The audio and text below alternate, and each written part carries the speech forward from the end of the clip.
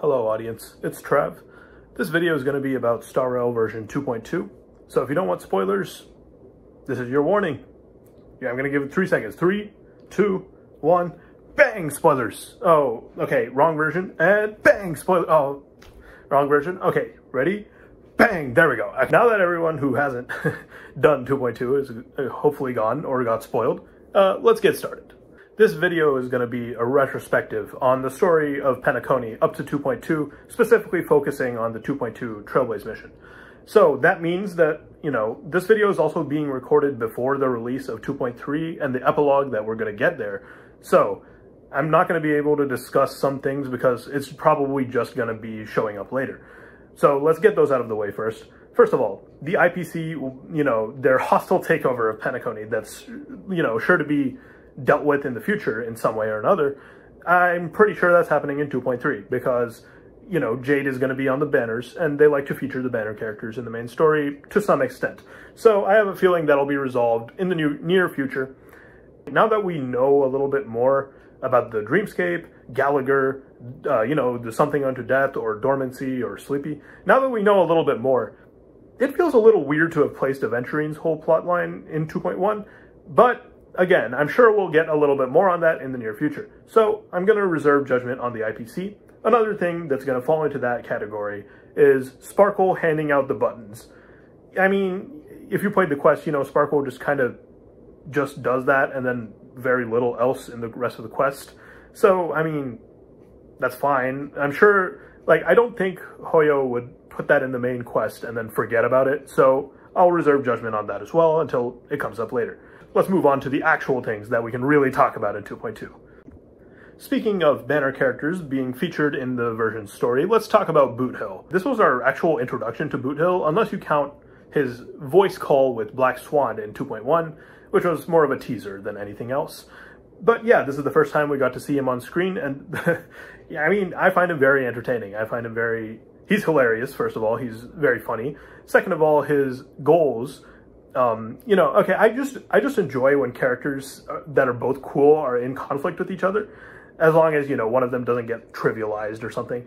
And Boothill is he loves conflict. I don't know if he loves it, but he is in a lot of conflicts with other playable characters, which makes him a really fun guy to follow around. You're introduced to him, immediately he's pulling a gun on Dan Heng. The next time you see him, he's going with Dan Heng to the hotel, and, when Black Swan's drink doesn't show up for a bit, he's like, you know what, Dan Heng, let's pull a gun on all these hostages. They're hostages now, by the way. And Dan Heng is like, what, are you crazy? And then after that, they go back to the Express, they meet Acheron and Black Swan, and what does he do? He pulls a gun on the ladies as well. He never gets to fire it. Very tragic, but hey, I think it's really funny that he gets to pull a gun on everyone. I think it's very entertaining. However, I will say it's a little bit unfortunate that Boothill, at the end of the day, doesn't really do that much in this story, even though he is the banner character, and this is our first time really seeing him, show up and do stuff. Pulling the trigger on the Galaxy Rangers signal flare thing to preserve the Jade Abacus, which we'll talk about the Jade Abacus in the future as well. But yeah, I mean, while that is a cool moment, and it's cool to see that the Galaxy Rangers have that, mutual respect for their fallen allies and stuff, I mean, that's a cool moment and all. But at the end of the day, I mean, I could have fired that signal. Anyone could have fired that signal. Pom Pom could have done it. I don't know if Pom Pom has thumbs, but you know what I mean, right? It doesn't really feel like something that could have been, a Boothill moment, though it is. It's just, he just fired a signal flare. He doesn't really do that much in the story, and I kind of wish we had gotten to see a little bit more. However, even if he wasn't involved in the main conflict of Penacony, he is clearly going to be involved in future conflicts going forward beyond Penacony. If you watch the post-credits scene of sorts, where he breaks into Aventurine's room and pulls a gun on him as well. This guy, he loves pulling his guns on people. It's Boothill. But, he's aiming for the top. He's looking for Osvaldo. So, that's the real conflict that's set up with Boothill. So I really look forward to seeing what the conflict between Boothill and the IPC is going to look like in the future. If maybe we'll team up with the IPC against Boothill, if maybe we'll team up with Boothill against the IPC, that's a lot more likely, So I'm looking forward to see what shape that takes in the future. However, I do wish he'd gotten a little bit more involved with Penacony's actual plot if he bothered to show up. Since we started with the banner characters, let's talk about the next banner character, who is Robin. And I mean, because we're talking about Robin, I'm gonna lump Sunday into this as well. So yeah, we're talking about Robin and Sunday.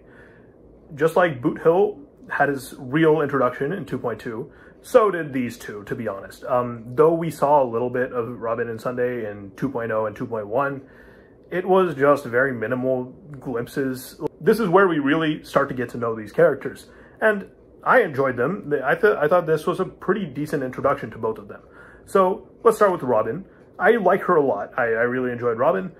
A lot of this is my personal bias. I am a musician, Robin is a musician, and I really like when, you know, portrayals of musicians in fiction focus on the impact that music can have on the people and places around them.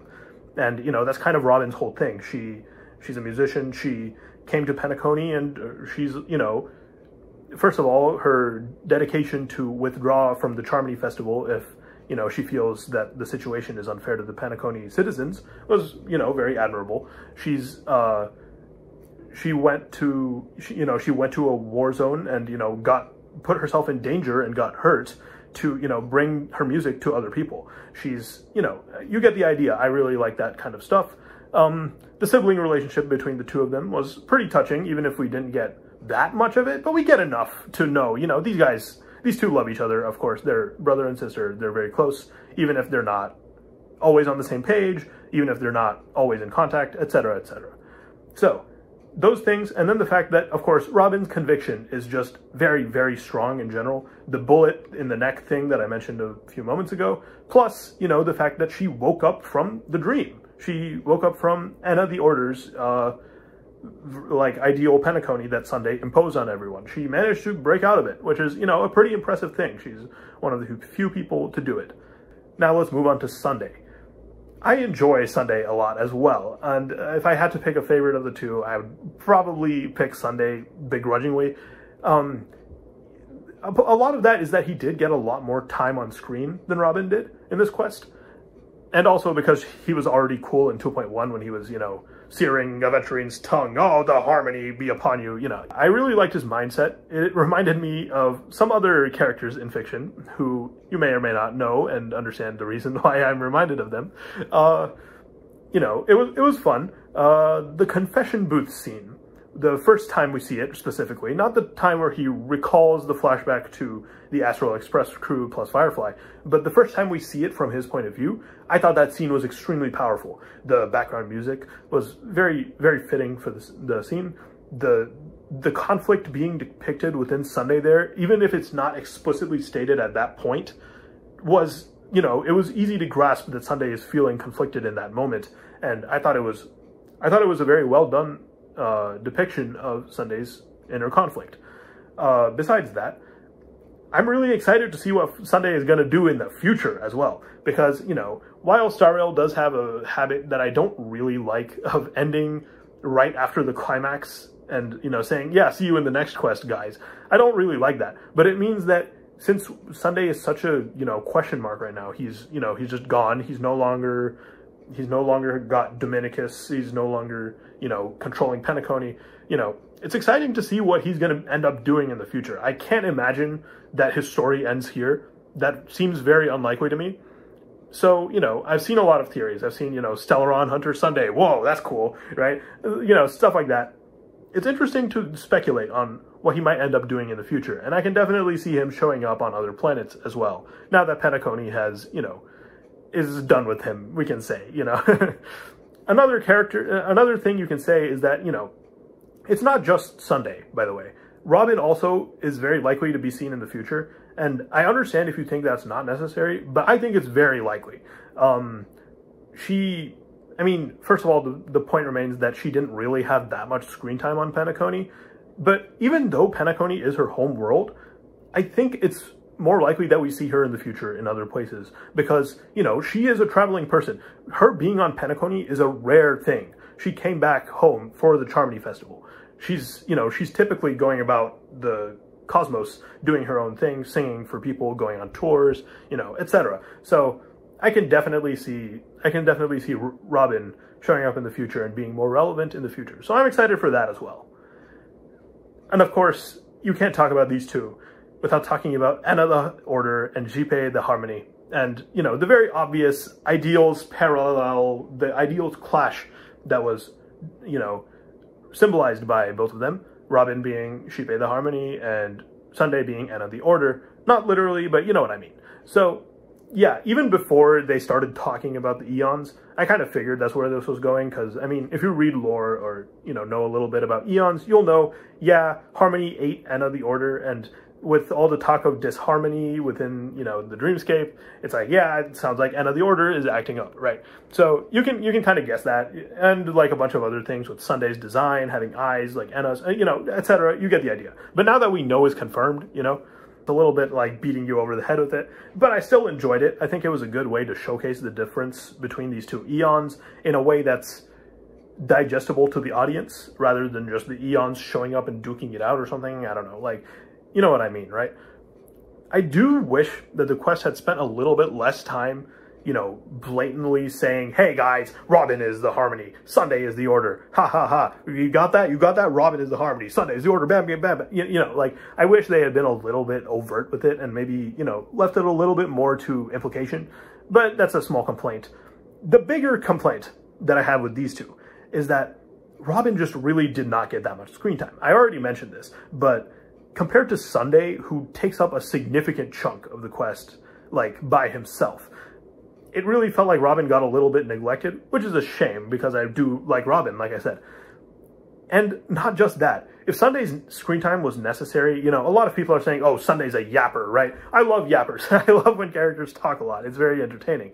But, like, a lot of Sunday's screen time was just excessive or, you know, sometimes not even necessary. I think spending a little bit more time on the flashbacks themselves and then not having the part where the Express crew and Firefly confront him and say, hey, Sunday, you are being bad or something. And then Sunday is like, oh yeah, guys, but look at these flashbacks that you've already seen. And look, let me explain to you what happened in these flashbacks. And then, you know, does a play-by-play of his history. Like, I kind of wish we'd just gotten to see the flashbacks, maybe in a little more detail if it was necessary to know exactly what Sunday's viewpoints on those things were, you know, instead of having him recount them to us. That felt a little bit contrived and, you know, clumsy to me.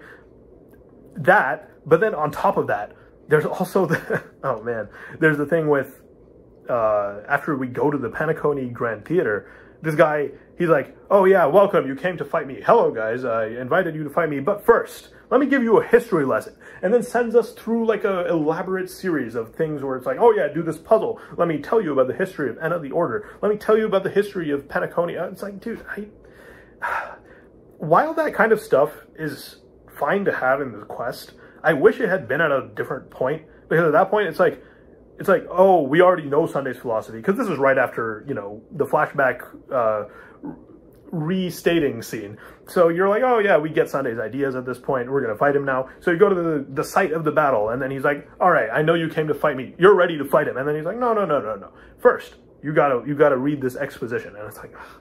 I wish it had been placed somewhere else, or, you know, not at all even. It bugged me a little bit. I think a lot of Sunday's screen time was unnecessary, and it would have been better spent on other things. Of course, first of all, other characters, but more than that, even if they want to keep it focused on Robin and Sunday, I wish it had spent more time on them as people, rather than, hey guys, these are the ideals that they each represent, which is also important, but it didn't need to be hammered in that much. You know what I mean? So yeah, those are issues that I have. However, getting to know them as people are things that can happen in the future. I'm very willing to wait on that kind of stuff, because, especially like I said, Robin is a, you know, intercosmos superstar. We're gonna see her again in the future, whether it be in a quest or an event or whatever, right? And Sunday, like I said, we're seeing him again too. There's no way we're done with Sunday, so I'm willing to wait on getting to know them as people a little bit better, but I do wish we had seen it in 2.2. After that pretty long-winded section on Robin and Sunday, let's get to a short-winded section. Let's talk about Acheron. Raiden, Bosun Mori, Mei. Very good scene when the name dropped. I haven't played Honkai Impact 3rd, and so I don't really, you know, I don't understand the full significance of the way a player would understand. But I mean, even I can tell it's a big moment, even if it's just a clarification of something people kind of already know, right? Good moment, and just Acheron throughout this quest, she was portrayed very well, in my opinion. Those flashbacks with her time with Tiernan were really good, and the reveal that it was Tiernan was also very nice. You know, tying it all back into the story of Penacony as a whole, just good stuff all around. I really enjoyed Acheron in this quest. I'm glad her banner was before this quest, because I might have pulled if if it wasn't. And since we talked about Acheron, let's also get this guy out of the way, the Dream Master. We've also discussed Sunday, so, you know, this is the best time to do it. You know, I don't really like this guy. I get that he kind of, like, manipulated Sunday, or not manipulate, I mean, he, like, impressed his beliefs onto Sunday, kind of. No, but, you know, it's like a weird situation going on there. Whatever's happening there, you know, his interactions with Sunday and Robin, you know, Gopher Wood. It's just, I'm a little bit frustrated with the Dream Master because they showed up at the beginning of the quest, chased off Acheron, and then what? Like, it kind of felt like, oh, this is the thing we're gonna fight, you know, this is the bad guy in Penacony. And like, even though we kind of know it was Sunday too, it's just, they felt like a fake out. I don't know. They felt like a, you know, guys, yeah, this guy's here. Oh, this guy, the Dream Master. Oh, they're gonna do something. And then they just kind of were like, yeah, Sunday, go get him. And then don't do much else, which is, I don't know. It felt like a letdown. I don't care for the Dream Master very much at all. Now, let's talk about some people who I do care very much for. Gallagher and Misha. You know, after 2.2, I mean, after 2.0 and 2.1, you know, where they don't really do that much. Even in Gallagher's release in 2.1, he kind of got a little bit, but, you know, not very much. Misha, he's just kind of been around, like, doing stuff here and there. And, like, while there are crumbs, this is where we really get to know what their deal is. And, you know, I think it was fantastic. I think they really, I don't want to say they stole the show in this quest, because, I mean, not really. But they were one of the best parts of this quest, in my opinion. What we got was super good. I do wish, now that I know that they're gone, I kind of wish we'd gotten a little bit more of them in 2.0 and 2.1. But it is what it is. And what we got was fantastic. I won't deny that. I'm going to miss them, of course. When we first got to know Misha, and all we knew was the light cone art of Misha's light cone, Indelible Promise, where he's being given the express ticket. And I was thinking, do I really want this kid on the Express? Like, at that point, we didn't know anything about Misha. And I was like, do I really want this kid on the Express? You know, it's adding another person to the established dynamic of the Express crew. I don't know if it'll go well. You know, I was kind of apprehensive about Misha. And now I feel very bad. I would love to have Misha on the Express. Sorry, man. You know, the hat scene, the scene where we get the powers of the harmony, was also very good. I like the way it flashed back and, you know, went back to us confronting Sunday. The hat, you know, it was cool. And it's going to be a hard sell in, you know, 2025 when we're going to the, I don't know, man, the underwater mermaid planet or something. And then the nihility, no, what's the actual gazing eon? The abundance is like, oh, wow, Trailblazer, I'm going to give you abundance powers or whatever. You know, when that happens, it's going to be a pretty hard sell to switch off of the hat because, I mean, like, even though this is Harmony Trailblazer, considering the history of the hat and, you know, Misha, this is also the Trailblazer, right? We're literally using the hat of a previous navigator of the Astral Express, passed down to, you know, another nameless, passed down to us. This is the Trailblazer. Even though it is the Harmony, kind of like, you know, other characters follow one path through the methods of another's, like, you know, Jing Yuan being an erudition character, but being the Hunt, right? Like the general of the Hunt. Similar to that. So yeah, I really like the hat. I really like the hat scene, and I'm really going to miss Misha and Gallagher. And one other thing to point out about those two is, even though we didn't really get a close look at their deaths, so to speak, this was the first death scene in Star Rail that really was an actual, final, conclusive death scene for a character. Because, you know, the previous ones we got are like, you know, Robin, which was a joke. And not a joke, it was a, you know, cliffhanger. There's Firefly, which is also false. There is Tingyun, which, like, we'll see, I guess.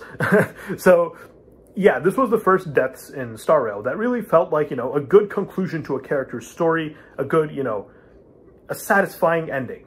And I gotta applaud Star Rail for that, and I'm really looking forward to seeing how they'll handle death in the future of the story. And, you know, with characters like Ting Yun slated to surely come back in the future, I bet, right? And of course, Firefly's remaining 2 deaths, which are probably not also going to be final, but, you know, again, you get the idea. We'll see. And these are setting a good benchmark. I really didn't expect Black Swan to really get that much of a spotlight in this quest, partially because I can see Black Swan showing up in the future of the story very easily. She's, you know, a garden of recollection. They go everywhere. They're collecting memories. The Nameless are a very good source of memories, of course. So, like, I kind of expected that she might take a backseat now after her pretty major role in 2.0. But, I mean, surprisingly, she got to do something here. And, you know, that excited me. I was very happy to see her, you know, do one last thing here, you know, by busting the Trailblazer out of Enna the Order's falsified, you know, Penacony. So, yeah, that was good.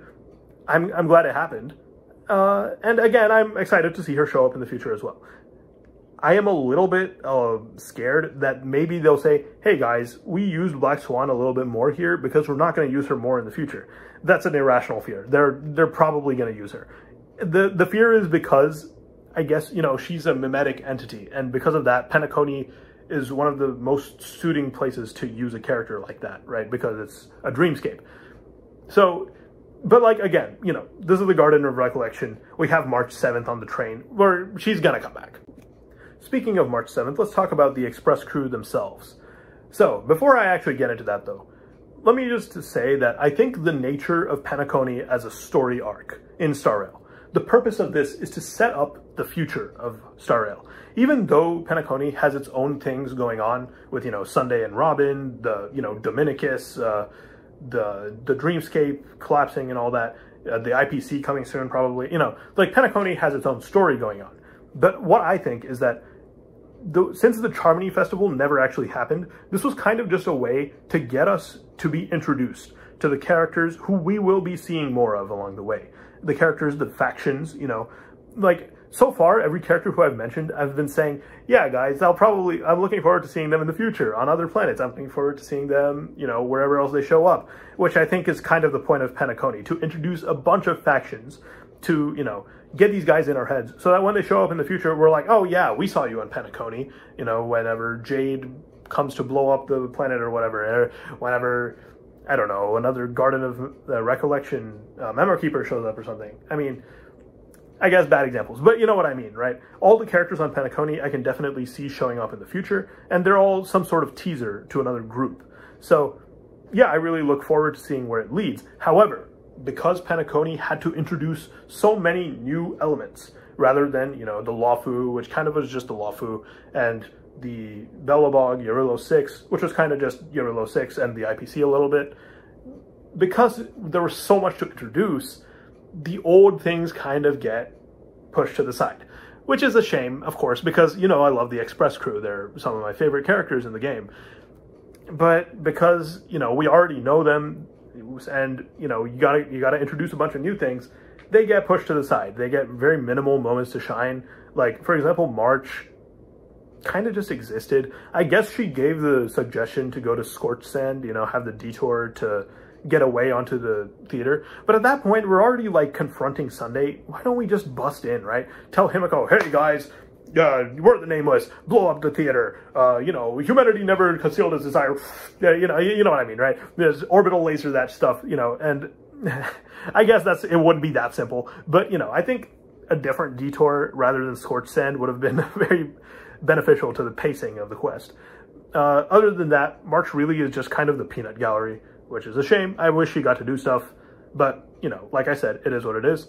Welt got to actually do something. He got to, you know, hang out with Sunday and Robin, and then he questioned the Dream Master and Sunday when he met them, and basically predicted the entire plot, which was a pretty cool moment. And, you know, he was like, oh yeah, the Order, huh? And then the Dream Master was like, all right, Sunday, we're gonna have to off-screen this guy. The Express will have their time to shine in the future, guys, right? It's sad that that means we're getting less of it in Penacony. Anyways, let's move on to Dan Heng, right? a lot of people found it a little weird that Dan Heng was so willing to say, hey guys, guess we'll have to use the Jade Abacus, right? Sorry about that. I guess we have no other choice than to use the Jade Abacus. You know, just reaching for it at every chance. It feels a little bit like that because, you know, we just got the Jade Abacus and Dan Heng is already grabbing for it, you know? That said, I think it's reasonable. At that point, what he knows of the conflict is that, oh, it would really be helpful to have a large group of outside people enter this area. And what do we have that's a large group of outside people that we can summon to enter the area? Yeah, it's the Jade Abacus. It's literally the solution to the problem right there. So it makes sense that he's willing to, like, you know, call them. And, you know, I do think it's a little, like, you know, jarring that he's just willing to, like, be like, all right, time to throw the Luofu at the problem. But also, if you've played his companion quest, he's getting accustomed to the fact that, hey, you know, the Luofu is part of who I am. Whether I like it or not, you know, I'm not Dan Feng, but I am Imbibiter Lunae, right? I can't ignore this forever. So because of that, we kind of still, like, we see him starting to accept the fact that it's, you know, an important part of who he is. And because of that, I think it makes a little sense that he's, you know, he's not hesitating that much to just press the Jade Abacus button. That said, the jokes about him, you know, I won't spoil Jujutsu Kaisen here, but, you know, the Jujutsu Kaisen reference there is very funny. The people making fun of his eagerness to press the button is also very funny. So yeah, keep it coming, but I'm just saying I think it makes sense. And of course, there's also Himiko. Even though Himiko didn't actually, like, maybe you can't say, oh, she did this, she did that. Her lines in this quest were very good. I really enjoyed her unapologetic resistance against Sunday's ideals. She was a good mouthpiece for the philosophy that, you know, contradicts Sunday, because, you know, he off-screened Robin, who was also the philosophy that contradicts Sunday. So, you know, and of course, you know, witness the will of the weak, and then the train just runs you over. Yeah, it was good. It was good. So yeah, I really enjoyed Himiko in this, even if she, again, didn't really do much. But yeah, she was great. And in the fake ending, you know, where we all get back on the express, hey guys, what's the next world? You know, I really enjoyed everyone's dialogue there. It was just very cozy, and, you know, even though at that point you're kind of like, yeah, something's wrong here, I still enjoyed all of their dialogue. Welt calling us an S tier. Yeah, very nice of you, Mr. Yang. Dan Heng, yeah, his line there was very entertaining. March 7th, praying for a peaceful journey. And, you know, Himiko, you have the option to say, Himiko, please don't get off the train next stop. And she's like, yeah, shut up, I'll be fine, kid. Last but certainly not least, we've got, you know, my favorite character, Firefly. Let's not be a Debbie Downer, okay? Everything we got from Firefly was enjoyable in this quest. Like, I enjoyed her conversation with Blade. That was one of my favorite parts of this entire quest, to be honest, because it really provides a nice insight into who Firefly is as a person. You know, it gives us her interactions with another person who has a very interesting relationship with death, let's say. Gives us a little glimpse onto how the Stellaron hunters operate, and the line where she's, you know, not the line, it's a couple lines, but the part where she says, you know, oh, the Japella rebellion, oh, we're gonna rebel in Japella, you know, and then Blade's like, that was in your script, dude, and then Firefly is just kind of like, oh, and then Blade's like, you didn't read the script, did you? And it's like, and he's like, oh, your willful ignorance isn't gonna protect these people. And, you know, it's a really touching moment to me, even though, you know, of course, they're going to blow up the Japella Brotherhood. I think it's a very touching moment. So it really lets us, you know, take a look on how Firefly views her job as a Stellaron hunter a little bit. Her scene driving with Blade and being like, hey, you know, some guy who wants to die is driving right now. That's kind of unfortunate. Very funny scene. Yeah, it was just very entertaining. It was a good look into it. And of course, they both look fantastic in suits. Let's talk about the detour to Scorched Sand. I will say, you know, I'm a Firefly fan, so I can't be too critical on it. It gave us a lot of Firefly screen time. We got to, you know, be with her again. But while I did have a good time playing it, I would trade it for anything else in a heartbeat, because, like, you can have Firefly screen time in other ways. It doesn't need to be in this weird detour where you're, you know, fighting enemies or doing a puzzle or doing the dream ticker, and Firefly's just kind of like, oh, guys, let's get out of here, please. We're in a hurry, you know. It was a little bit, it was a little bit weirdly placed. I kind of wish it didn't happen, but it was still very cute. You know, we got to see Firefly get excited about holding a rocket launcher. It was, yeah, fun stuff going on, but not ideal in my opinion. Oh man, the transformation scene. It was so cool. Like, yeah, you know, turning into Sam, the whole like monologue, the device, wham, bam, she turns into Sam. Okay, let's do a better MS Paint drawing than the abominations I usually provide you guys. Yeah, there we go. Okay, so yeah, I mean, now that we actually know that Firefly is Sam, we did get a few opportunities to really talk to her about it, right?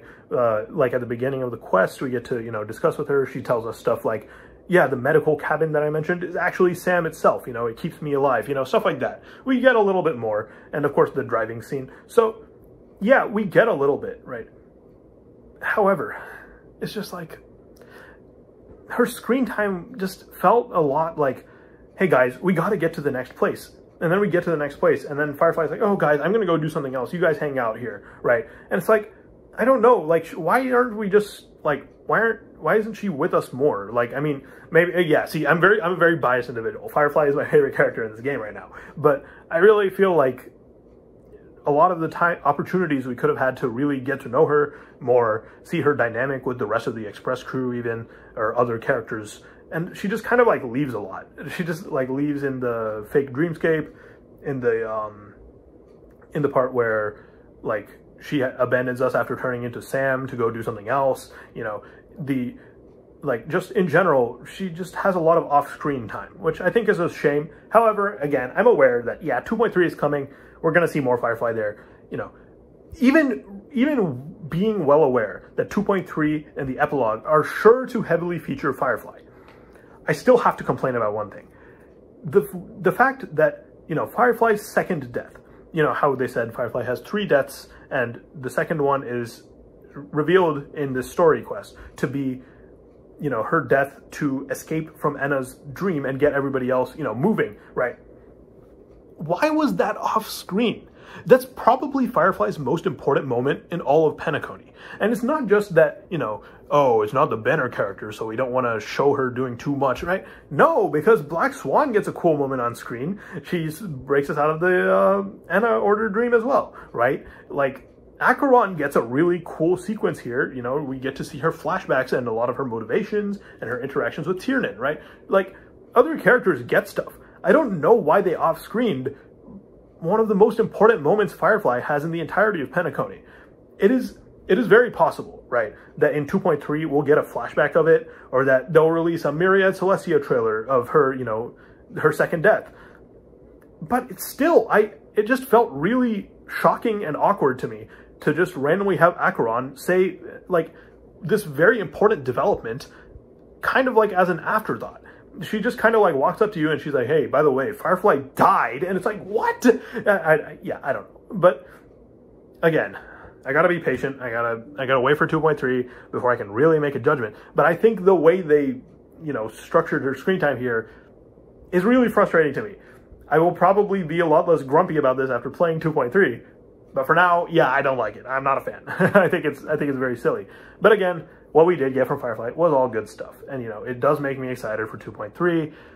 But that's the other thing, right? How many times have I said I'm excited for 2.3 in this video, right? 2.3 has a lot to live up to right now. Topaz, Jade, Aventurine, maybe Boot Hill. And now that we saw the epilogue with, you know, him confronting Aventurine as well, whatever the future of Robin and Sunday are, now Firefly's, you know, not only Firefly's, like, past things in the Penacony that we didn't get to see, but also, like, whatever else we're going to learn about Firefly in her own, you know, spotlight time. Like, there's a lot to do here, and I don't know, 2.3 better deliver, or I'm going to be a little bit frustrated. But again, Firefly, like I said, for pretty much every other character, is definitely one of the characters I can see showing up in other planets. So it could be worse. It could be worse, right? She could be stuck on Penacony. She could say, oh yeah, I really like the dream, by the way. No, that would be stupid. That would be horrible, actually. Forget I said that. Because, again, one of the big selling points of Firefly in this quest, also for me, was how willing she was to stand up to Sunday for, you know, the people of the dreamscape. And, you know, the line where she's like, you know, Sunday, do you think I'm weak? And Sunday's just kind of like, and she's like, yeah, I don't think I'm weak. That was a very fire line. So, again, I mean, yeah, I'm rambling. I really like Firefly. You guys know this. So, I hope 2.3 fixes the problems that I have right now, and it can't come soon enough. I need it as soon as possible. So yeah, in conclusion, I think the 2.2 story quest had a lot of really great things going on. I liked a lot of the characters we were introduced to. I like a lot of the plot threads that were set up for the future. But at the same time, I think there were some pretty significant pacing issues. Like, this was a long quest, guys. This was a super long quest, and it could have been shorter. Some of that time could have been allocated to more important things. And of course, the fact that the expectations for 2.3, that I have at least, are set just so high right now. Because there's so much that needs to, maybe not resolved, but at least be addressed in that epilogue, that I'm kind of just like, how are they going to cover everything? We'll see, and I'm sure I will, you know, a lot of it will be covered or resolved. But, you know, I don't like how Star Rail keeps cutting quests at these terrible times. All the cuts are just like, hey guys, we're going to leave you at a cliffhanger now. And it's like right after the climax. And it's like, why are we doing this? Like, where else do you see this kind of storytelling? I get that if you're, you know, playing it after the fact and you're binging the quests, this is just not a complaint at all. But while I'm consuming it, right, now I have to wait 1 month to see the resolution of, you know, things that are kind of left hanging a lot. Like, stopping right after the Sunday boss fight, like, I don't know. It just feels really clunky and, like a bad decision to me. They've done it before, like I said. They did it with Jing Yuan versus Fangtelia, and Jing Yuan gets hurt, and it's just like, yup, bang, cut the quest here, see you in the epilogue. And it's like, oh, are you for real? And then they do it with Robin in 2.0. They're just like, yeah, Robin's dead, and you're like, I barely knew her. And then they're like, yeah, see you in 2.1. And it's like, what? And so, like, 2.1 was fine. I think the Firefly Sam reveal is all right. But again, just, I'm just grumpy right now because I'm waiting for 2.3. I'm sure that if you're playing, you know, everything at once, it's going to be a much more smooth experience for you. But yeah, I'm a little bit dissatisfied with that. Again, though, I really did enjoy this quest. I don't want to make it sound like I hated Penacony or anything, or I thought it was trash. But I got to point out these issues where I see them, right? That said, I'm really excited to see the future of Penacony and what all the other characters that we've seen so far hold in the future of this game as a whole. Because they will. They absolutely will. I trust Star Rail to have these connections play a role further and further into the future. So yeah, I'm really looking forward to that. And I hope you guys are too. See you guys in the next video.